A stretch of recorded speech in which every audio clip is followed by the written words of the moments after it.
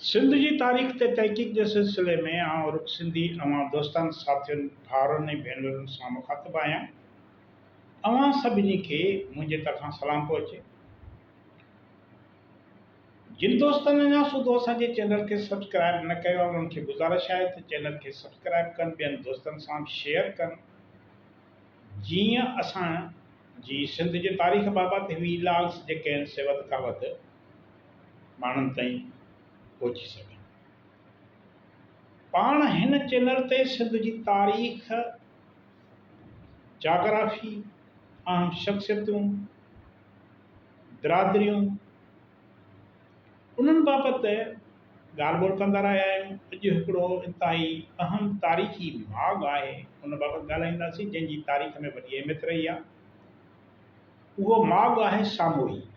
घणनि माण्हुनि सामोई ॿुधो हूंदो, पर हुननि खे ख़बर न आहे त सामोई छा आहे, किथे आहे, हुनजी अहमियत कहिड़ी आहे। हाणे सामोई जो जेको क़दीम माॻु आहे, उहो जेको आहे सो मकली ठटो, ठटे जे भरिसां जेको मकली जो क़ब्रिस्तान आहे, उनजे उत्तर तरफ़ मौजूदु आहे।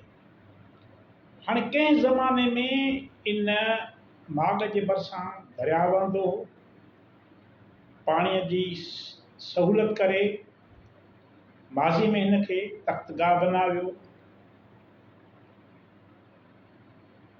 हाणे हीउ जेको सामोई आहे शहर, जेको हिन वक़्तु हिकिड़े क़दीम माॻ जी सूरत में मौजूदु आहे, उहो सिंध जा जेके हाकिम हुया समा, उन्हनि पंहिंजो गादीअ जो हंधु सामोई खे बनायो। हाणे सिंध ते सूमरनि जी जेका हुकूमत हुई, उन्हनि सूमरनि पंहिंजे हुक्मरानी जे दौर में गादीअ जो हंधु वॻह कोट खे ऐं वरी कुझु वक़्तु महमंतूर खे बणायो। दोदे ऐं चनेसर जी घरू वेड़ सबबि ही शहर फिटी विया, तबाह थी विया। पोइ जॾहिं सूमरनि खां पोइ समन जो दौर थो शुरू थिए, त हुननि पंहिंजे गादीअ जो हंधु सामोई खे बणायो। हाणे हिन वक़्तु इहो जेको आहे नंढड़े ॻोठ जे सूरत में ठटे खां ॾेढ को या 3 मेलनि जे पंध ते मकली टकरीअ जे उत्तर तरफ़ मौजूदु आहे। हाणे हिन बाबति मामोई फ़क़ीरनि जूं अॻकथियूं बि मशहूरु आहिनि। यानी मामोई जेका फ़क़ीर हुया, उहे बि हितां जा ई हुया। सिंध जी तारीख़ बाबति हिकिड़ो किताबु आहे तोहफ़तुल किराम, उन में रवायत आहे त ॼाम बाबी ने इहो शहर आबाद कयो। वरी किन तारीख़दाननि जो चवणु आहे त हीउ शहर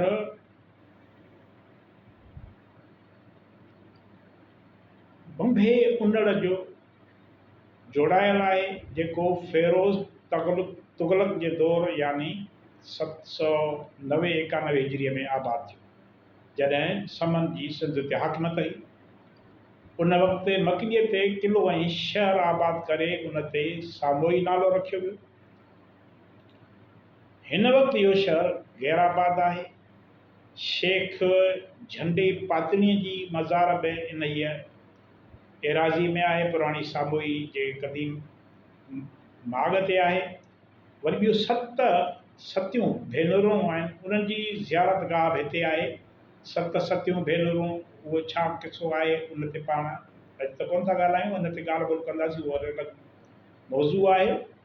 ॼाम निज़ामुद्दीन उर्फ़ ॼाम निदो जेको हुयो, उन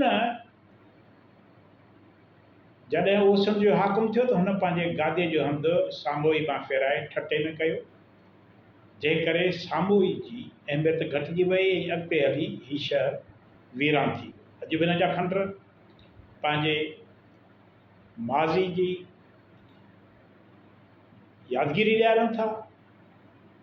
हिन शहर सामोई जे माॻ ते जेकॾहिं वधीक चोख चकास कई वञे, सिंध जो जेको आर्कियालॉजी सां लाॻापियल इदारो आहे, उहो इन ते कमु करे त काफ़ी तारीख़ी ॼाण मिली सघे थी। हीउ इंतिहाई सिंध जो अहम माॻु आहे सामोई। तव्हांजी वॾी वॾी महिरबानी। ईंदड़ वीडियो ताईं इजाज़त।